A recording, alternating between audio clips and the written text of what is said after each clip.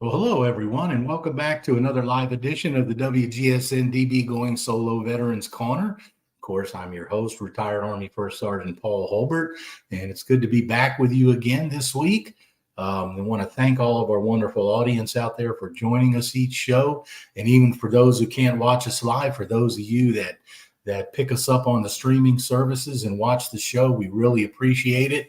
And there's the information there on the screen. So yeah, thank you, CC. That's great. She's always on the ball. But I want to thank our audience for joining us, and thank you for being responsible for making us among the top 25 podcasts here in Northern Virginia to watch. So we really appreciate you taking the time to join us each and every show or watching the recorded sessions. Before we get into tonight, I want to, again, of course, recognize our great sponsors, Quest Jewelers from Merrifield, Virginia.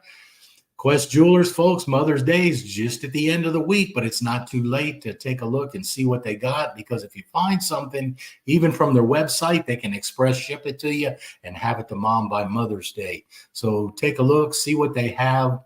I guarantee you, folks, I have purchased many a piece in there from Quest Jewelers, and it's quality, excellent jewelry. So take Nationwide IT Services. NIS is located here in Fairfax, Virginia. And of course, it's a service disabled veteran owned small business operated by retired Army Warrant Officer CK Park. CK and his crew, and of course, a large number of his employees are veterans.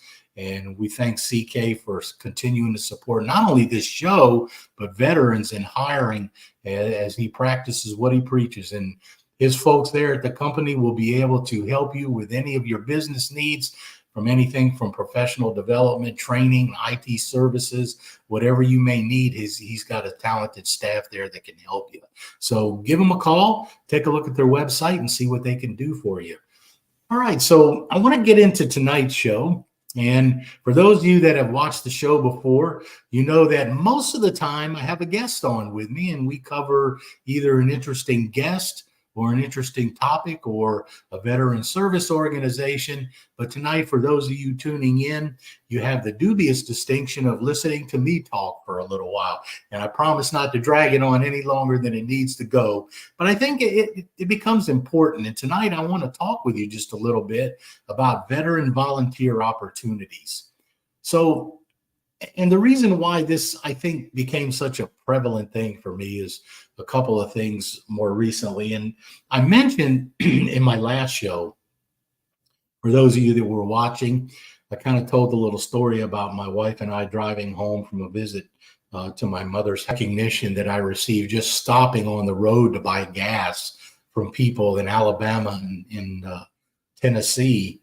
You know, the fact that I was a veteran. And I mean, it was really amazing. And the last stop we made, I mentioned, somebody had literally left a note under my windshield wiper on my truck, my pickup, with money rolled up in the note. Now, folks, I don't ever solicit money from people. I don't go anywhere and hold out signs for money. I don't take money from people, you know, who come up to me and recognize me as a veteran. So, of course, normally I would not accept money. But in this case, whoever did it was gone. I had no way of knowing who did it. But it got me thinking.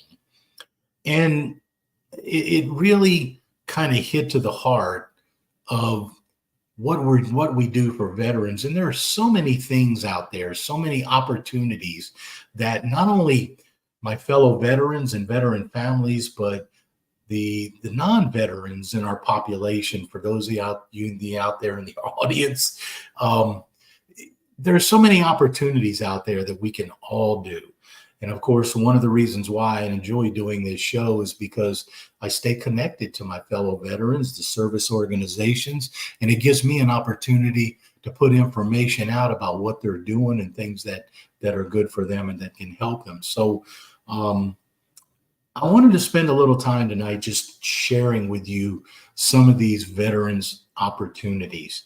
Now, you know, why is this important? Well, you know, I started thinking about that. And when you look at it, according to the latest statistics from 2023, approximately 7% of our nation's population are either one, veterans, or two, serving active military or reservists. So that's a large number of our population. Now, when you take away active duty, then of course the number shrinks even more for those who are just simply veterans. But that's 7% of our nation's population, considering you have a population of over 200 million people in the country. So the people serving in the military, the veterans, the active duty, do represent a small number of our population.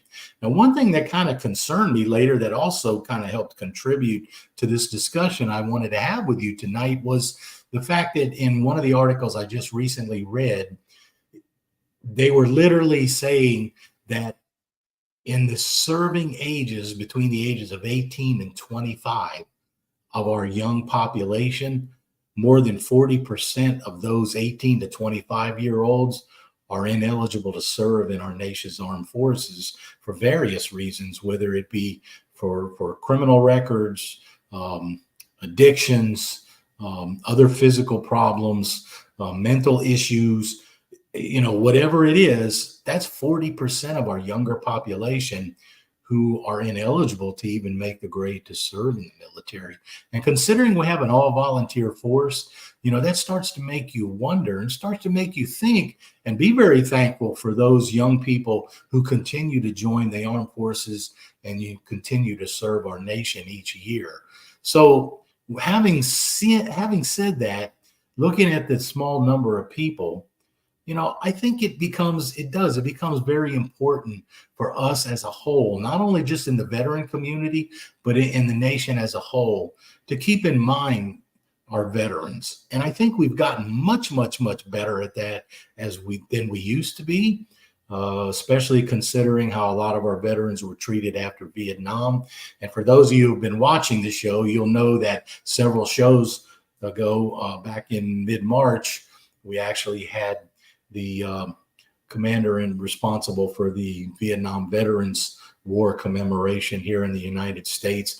And on the 29th, they observed that day nationwide to actually go out. And their mission is to actually go out into communities all over the United States and make sure that they have an opportunity, an event, whatever it is in a number of those communities, to pull Vietnam veterans in to specifically thank them for their service during the Vietnam War. Because for those of you that know history, and for those of you that may not, you'll find out, of course, if you study how the Vietnam veterans were treated when they came home.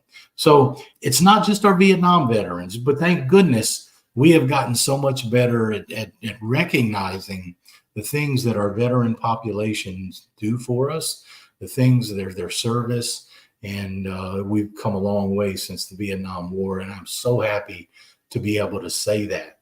Now, having said that, I just want to point out something. Why do we thank vets? Well, I've been talking about that a little bit. And it's because veterans go through an experience, not only just serving the nation, but they go through an experience that so many people don't. And when I say that, I'm not saying that to insinuate that veterans are better than anyone else, because we're not. We're not better. We're just different. And I've often told a lot of my friends, I've told my wife the same thing, that I think to serve in the military, and especially make a career of the military, it takes a certain mindset. And not everyone is suited for that. Not everyone's meant to do that. And if you did not serve, that doesn't mean you're any less of a patriot or any less of a citizen. It just means that veterans are different than a lot of the rest of our population. So I think it becomes important that, based on those experiences, those memories, and to be quite honest with you, sometimes the trauma that our veterans experience, to include my own experiences that I got a lot of help to get through. And again, I have to say, I've done it before, but, my wife will not take credit for things that she has done but she has helped me tremendously. And she's part of my veteran support network and continues to be.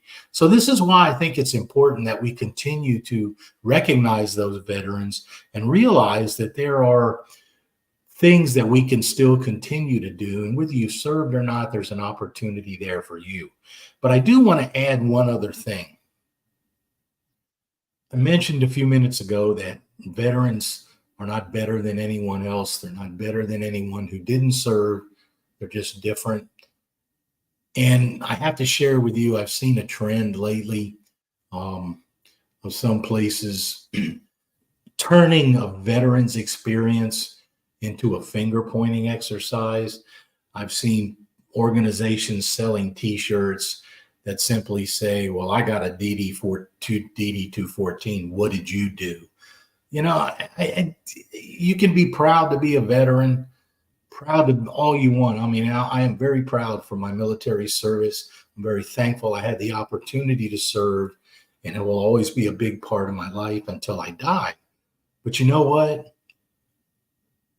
I just look at those types of things, and I think that's what starts to separate us. So I just wanted to kind of point that out. Again, veterans, we were there to serve. We volunteered to serve. And because we served, we're still a citizen of this nation, maybe a different citizen, but it doesn't make us a better citizen. So I just wanted to kind of throw that out there to you because I think it's important that we keep that in mind. We're all in this together.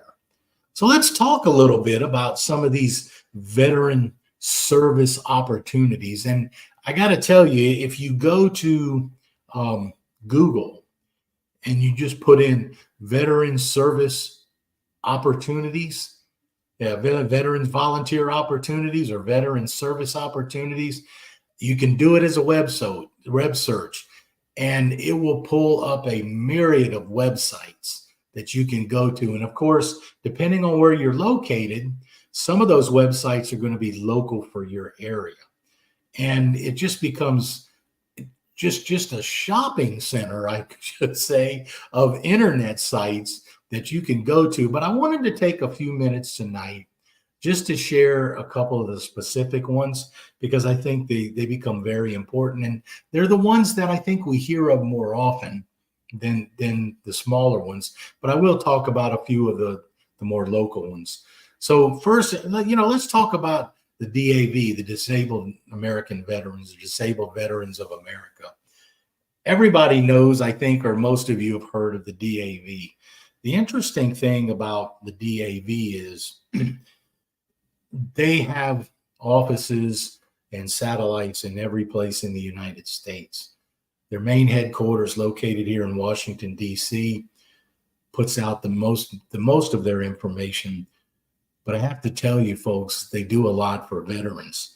And I'm going to go through a list of what some of these organizations do after I just briefly talk about each one.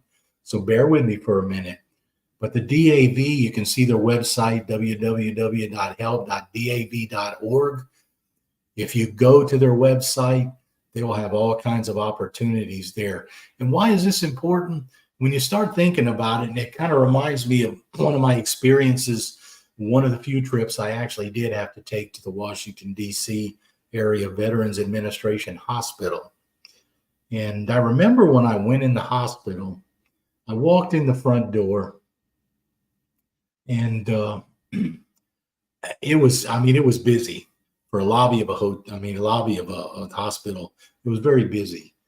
And I went in and I checked in because I was going to see someone about a particular appointment when I first started dealing with my PTSD. And so I went in, and they set me down in a waiting area, which was in a hallway. And I started noticing the parade of veterans coming down the hallway in wheelchairs. And it looked like the majority of them were Vietnam era veterans, age group. A number of them had Vietnam veteran hats. So, I just sat there and I observed. And it was the first time I had really, really sat in there and looked around. Well, finally, they called me to meet with the person I was supposed to meet with.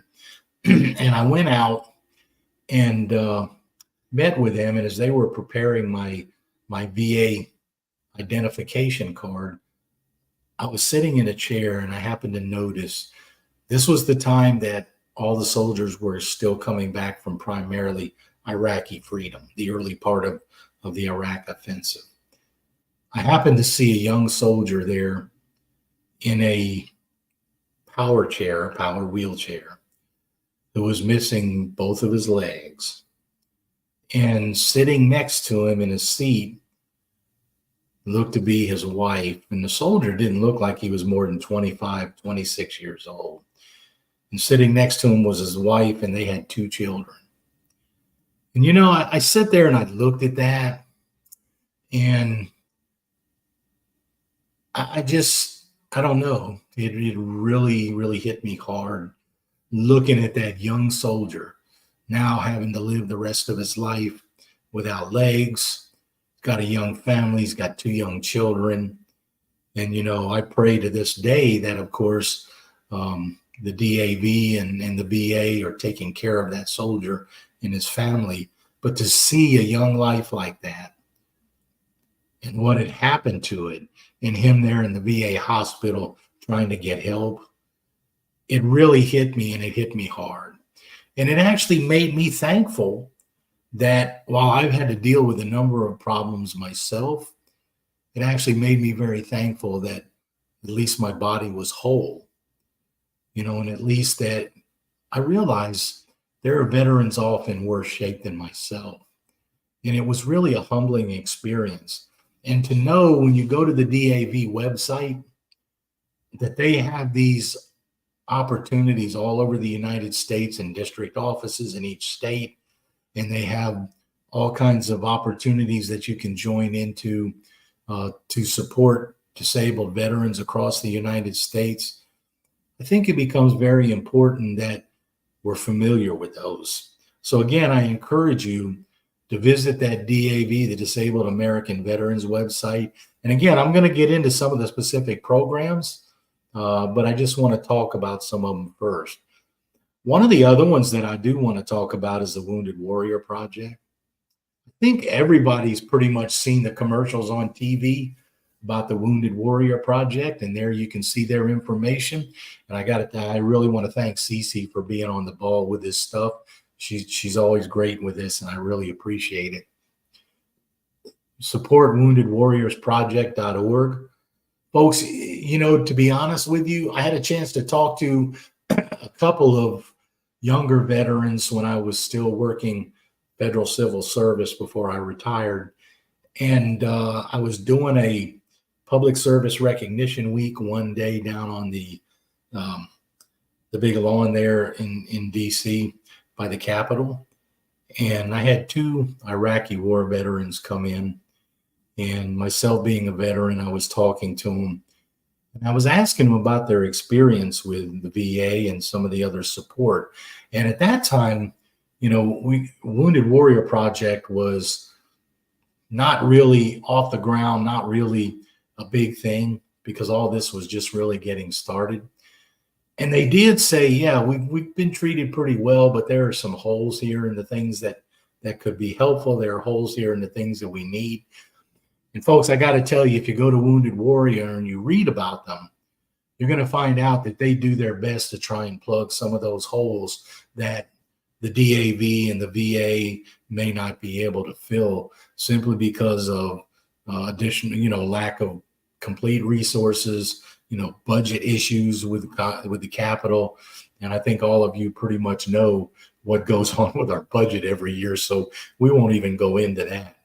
But Wounded Warrior Project is another one of those that's come along and provided additional support to severely injured veterans, paralyzed veterans, helping them live their life, fix their homes, get additional medical and physical therapy support. So it's a good organization. They've got a very good mission, and I encourage you, please, to take a look at them. So we're going to take just a short break here. And when we come back, I'm going to continue on and share several more organizations with you before I talk about some of the specific programs that you have an opportunity to get into. So don't go away. We'll be right back. Dear Jeffrey, I'm writing to you to remind you that Mother's Day is coming fast upon us. I'm also writing to remind you that your mother and I will have been married 50 years that day. Son, I was window shopping at Quest Fine Jewelers in Fairfax the other day. As you know, Quest Jewelers has been our family jeweler for over 20 years. This year again, Quest Jewelers didn't disappoint.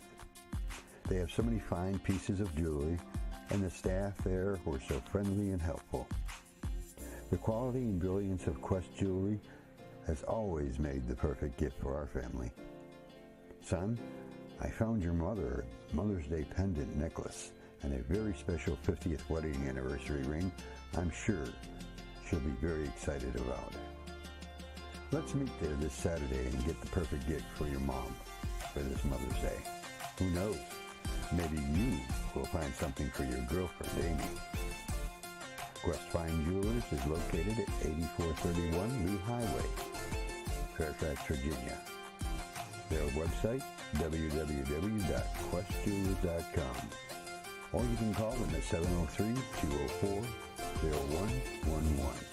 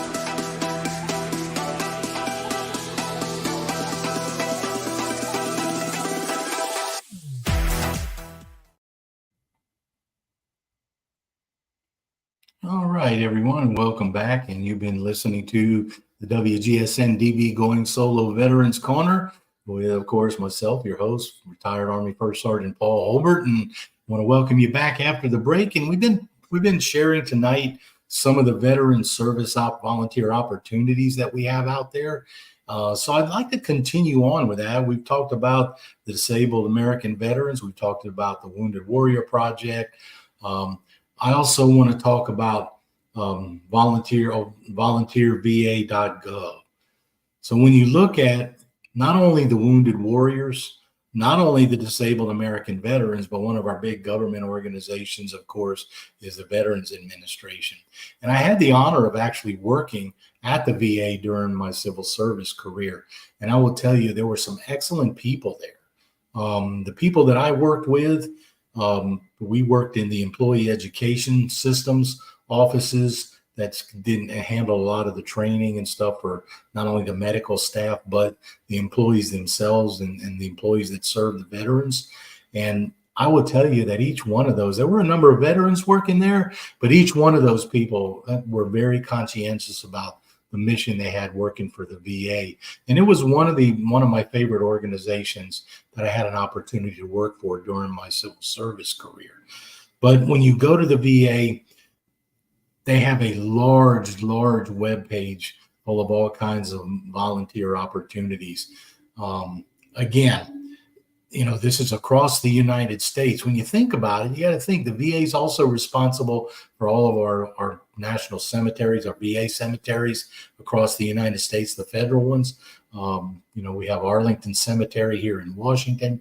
So there's a lot of different ways to volunteer with the VA, not just directly with veterans, but with other organizations connected to the VA. So I definitely encourage you, volunteer.va.gov. Folks, there's the website. We've been giving you the websites to a lot of these organizations so that you can take the time to go out and take a look and see what's there for you. Again, I still keep in touch with several of the folks that I worked with the VA at, and several of them are retired now. Another one's still working there. And I will tell you that she would also tell me that that's the most wonderful experience that she's had during her working career, is working with veterans at the VA. So take a look there, see if there's something there that you'd like to do, because it doesn't matter whether it's the DAV, the VA, the Wounded Warrior Project, any of those, you can find something that you'd like to do. I also want to throw something out there that a lot of people don't think of, and that's the VFW, the Veterans of Foreign Wars. And I toss that out there with the rest of them because the VFW also has a lot of opportunities, just like some of the other bigger organizations. So I know I kind of caught CC off guard with that one, but the VFW is an important one. I'm a lifetime member of the Veterans of Foreign Wars, and they also have a myriad of programs for veterans and their families. And it's amazing to go out there and look and see what you can do. Now, the interesting thing is each one of these organizations have local chapters all over the United States. So, no matter where you live, you can find a local chapter to be able to serve in, volunteer in, or whether or not it's just donating to. If you can't donate your time, but you want to donate some funding to help some of these organizations, they are all over in local chapters all over the United States. So there it is. Thank you, ccvfw.org. Take a look, see what's there, because each one of these organizations will have something for you. So those are some of the major organizations. There are a lot of local organizations. So when you go to the website, you will be able to find a lot of things in your own area based on where you're searching from. So I will just tell you, for instance, here in the Northern Virginia area, if I go on there and search, one of the opportunities that comes up is the Army just several years ago, a couple of years back, just opened the brand new Museum of the United States Army located here outside Fort Belvoir in Northern Virginia. They have an extensive volunteer program, especially for volunteers to come in and help run the museum. So all over the place, they have these organizations that have museums, they have offices set up that you can go volunteer. I know just here as well in Northern Virginia, we have another organization called the Heroes Bridge. It's in Warrenton, Virginia. And I'm just tossing this out to the audience just as an idea of the things that you can find in your local area. Heroes Bridge is an organization here in Warrenton, Virginia. We've actually had several veterans on from the organization. And in fact, one of my guests coming up is also going to be on Heroes Bridge, and there's their information as well. But they are now in the process of setting up a new facility for older aging veterans. And that's what they do. They deal with these older aging veterans, helping to take care of them, giving them living facilities and all the help that they need. So you're going to find these type of organizations in just about every place that you may live in the United States. They're going to be in your community or around your area. So when you do your search, take a look, not just the DAV, not just Wounded Warrior Project, not just the VFW, not just VA.gov, but look for some of your local organizations. And if you can't do the big ones, reach out and see what you can do for the ones in your community. Now, I told you I was going to share with you some of the things just to give you an example that they have that you can do. And that's through all of these different organizations. And one of them I really think, and always keep in mind, if you cannot donate time, if you have the funds, you can always donate funds to these organizations because they can always use all the funding that you guys can spare. And I think most of you are aware of that. But I just wanted to let you know there's all these opportunities. If you can't donate your time, you can still donate monetarily to help them out. Now, one of the things I thought was really interesting was one of our organizations up here, and in fact, it's Heroes Bridge. They have a program they call Battle Buddies. And they actually look for people, and sometimes it's veterans, because veterans know the experience. They know how to talk to these aging veterans, but there are also opportunities for non-veterans as well. And they sign you up to be a partner, a battle buddy with one of the aging veterans. And you're assigned, you come in, you visit that veteran, you spend time with them. If the veteran needs help, and you're able to, of course, you can drive that veteran to different appointments or other things. And it's almost like a big brother, big sister program that they used to have in a lot of the cities, only this is what they call a Veterans Battle Buddy program. Something I think a lot of us might be interested in. That'll give you another one that I think is very helpful, and they do these in some of the hospitals, but they have programs called Pause for Veterans, and they have veterans who are shut in, who can't get out, or who are disabled, and they have these organizations that bring their dogs in. And of course, these dogs are trained to be tamed around these veterans and other people. And they bring them into the veterans' homes or the veterans' organizations or the veterans' activities and let the dogs spend time with the veterans and get to know the veterans. And a lot of times they do it on a repetitive basis so that there's some kind of companionship. And I tell you what, folks, I've actually seen that in a couple of instances. And the smile on some of those aging veterans' faces when they have a dog like that come up and they're able to put their hands on it and pet it and hug it, is just, it'll touch you. It really will. So another opportunity. They're always looking for drivers, people who can volunteer their time to drive veterans to different appointments or activities where they need help. That includes hospital volunteers and facility volunteers. And a lot of times those people that volunteer at some of the veterans hospitals and some of the organizations and their facilities also can double as drivers. But they're always looking for people who can spend time not only at the VA hospital or in different areas of the VFW, but who can spend time with veterans in some of the veteran communities, the veteran housing organizations, the disabled veteran housing communities where you have veterans who are shut in. And I mean, the thing is, it'll really, really touch you if you go in and you see these veterans. Some of them are shut in. Some of them can't get around very well. Of course, a number of them are very old. Just to see the smile that's brought to them when someone comes to visit, when they bring dogs in and animals in to interact with them, when they have visitors come in to volunteer, to play games with them, to drive them to appointments, to do all of those types of things. I mean, it just seeing that and how they react makes it worthwhile. And I mean, I can't stress it enough. Another thing that I think is interesting is a number of the organizations actually have reading programs where, aside from being a battle buddy to a veteran, they actually have reading programs set up where you can go in just at different times and sit and read to some of the veterans, whether it's one-on-one or in a group. You can read to them because a lot of them, of course, their eyesight is bad. They can't read very well. Some of them do still have trouble hearing, but they will still come in and sit and listen to someone read. For them, and you think about it, when you were younger, remember reading, how important that was, at least to some people, because reading helped you escape. You got into a book and you could venture anywhere. Imagine those veterans sitting in those homes, who are surrounded by other aging veterans each day. They don't get to go anywhere. They're shut in. Being able to have someone come in and read something to them to let their imaginations go. So I think it becomes very important. I've already talked about some of the veterans museums.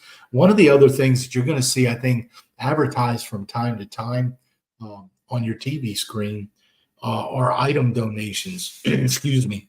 There are a lot of organizations now, veteran service organizations, that will take your donation of items from your home. They'll even take a donation of an old vehicle that you want to get rid of and give you a receipt for tax purposes. And there are even organizations, not just veteran, but otherwise, that will take donations of property and everything else that someone's willing to give. So you have all of these opportunities, not only through the DAV and the VFW and the VA and the Wounded Warrior Project, but within your own communities. Take a look around. I strongly, strongly encourage you to look on the websites, see what's out there that you can do to help make a difference in a veteran's life.